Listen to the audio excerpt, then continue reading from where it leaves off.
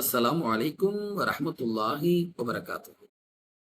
கண்ணியமான இஸ்லாமிய பெருமக்களே, அல்லாஹ்வின் தூதர் ஸல்லல்லாஹு அலைஹி வஸல்லம் அவங்க எந்த அளவுக்கு ஒரு அற்புதமான மனிதர், எந்த அளவுக்கு அல்லாஹ்வுக்கு நெருக்கமானவங்க அப்படின்னு சொன்னா, ஹஜரத் சுமரா பின் ஜுந்துப் ரலியல்லாஹு அன்ஹு அவங்க அறிவிக்கக்கூடிய ஒரு ஹதீஸ்.